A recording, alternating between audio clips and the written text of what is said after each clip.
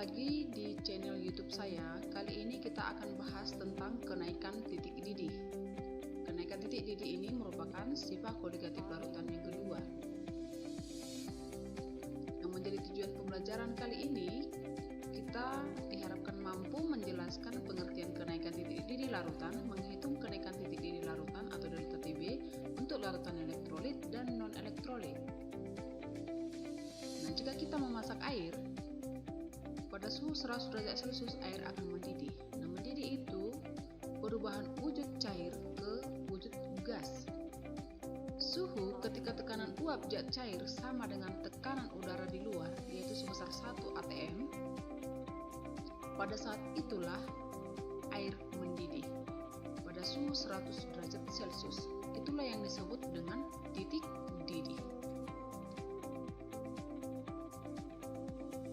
Di sini ada dua gelas. Gelas pertama dan gelas kedua sama-sama dipanaskan. Gelas pertama pelarut murni, gelas kedua larutan, campuran air dengan glukosa. Gelas pertama titik didihnya 100 derajat Celcius, gelas kedua titik didihnya di atas 100 derajat Celcius. Nah, kenapa seperti itu? Zat terlarut yang ada di larutan menghalangi si pelarut untuk mendidih sehingga titik didihnya lebih besar dari titik didih si pelarut murni. Inilah yang disebut dengan proses terjadinya kenaikan titik didih. Selisih titik didih larutan dengan titik didih pelarut murni disebut kenaikan titik didih. Secara matematis dituliskan delta Tb sama dengan Tb larutan dikurang Tb pelarut murni. Kenaikan titik didih atau delta Tb menurut hukum Raoult, besarnya kenaikan titik didih sebanding dengan hasil kali molalitas larutan atau M dengan kenaikan titik didih molal atau Kb. Secara matematis dituliskan delta Tb sama dengan molalitas dikali Kb. Molalitas itu merupakan gram terlarut per mr terlarutnya dikali 1000 per gram pelarut dikali dengan Kb. Itulah delta Tb-nya. Kita masuk ke contoh soal. Ini menghitung titik didih larutan yang non-elektrolit.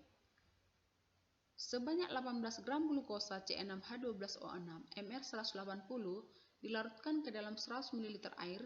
Jika diketahui tetapan kenaikan titik didih molal air sebanyak 0,52 derajat Celcius per molal, tentukan titik didih larutan tersebut. Pertama-tama yang mau kita cari adalah delta Tb sama dengan Kb dikali M. Kb-nya di soal diketahui 0,52, sedangkan molalitasnya kita cari dulu. Massa si terlarut per mr terlarut. Di soal terlarutnya adalah si glukosa.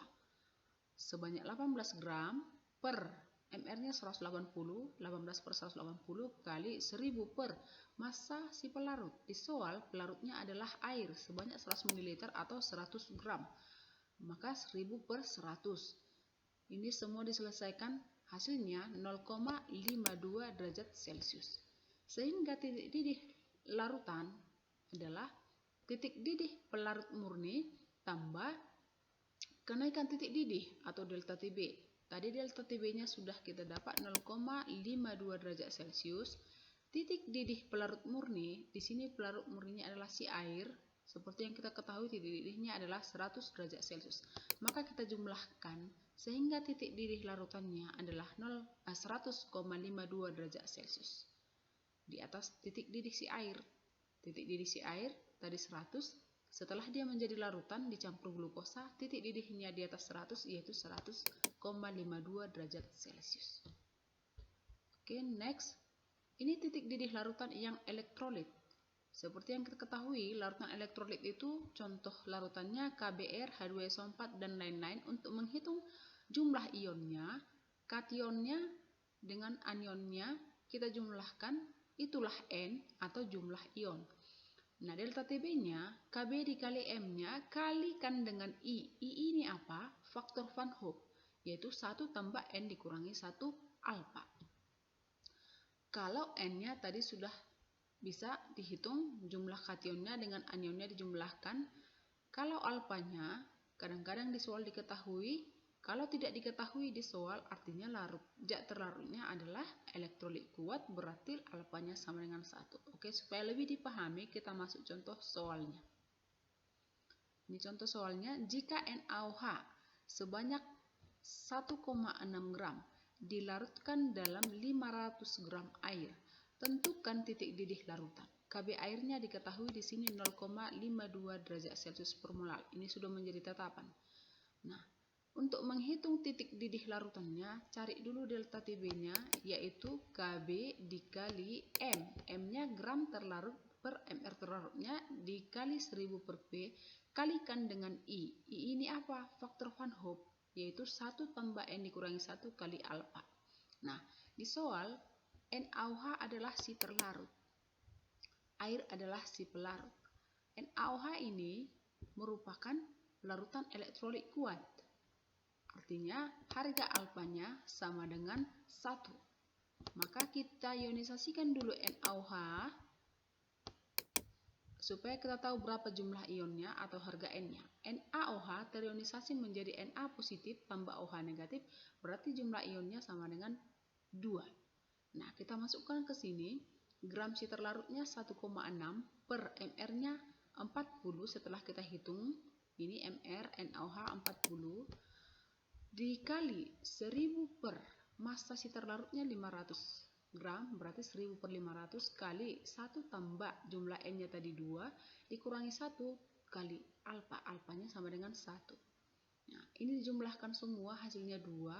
Setelah ini dibagikan, hasilnya 0,52 kali 0,04 kali 2 dikali 2, maka dapatlah hasilnya delta TB sebanyak 0,08 derajat Celcius. Maka titik didih larutannya menjadi titik didih pelarut murni, karena di soal ada pelarut murninya adalah si air, maka titik didih si pelarut murni itu 100 derajat Celcius ditambah dengan delta TB yang sudah kita cari ini 0,08, maka 100 tambah 0,08 hasilnya 100,08 derajat Celcius. Nah, itulah dia titik didih larutannya. Titik didih si air 100 derajat Celcius, setelah dia menjadi larutan, air ditambah NaOH, titik didih larutannya di atas 100 derajat Celcius, yaitu 100,08 derajat Celcius. Nah, demikian pembahasan kenaikan titik didih yang non-elektrolit dan yang elektrolit. Terima kasih. Thanks for watching.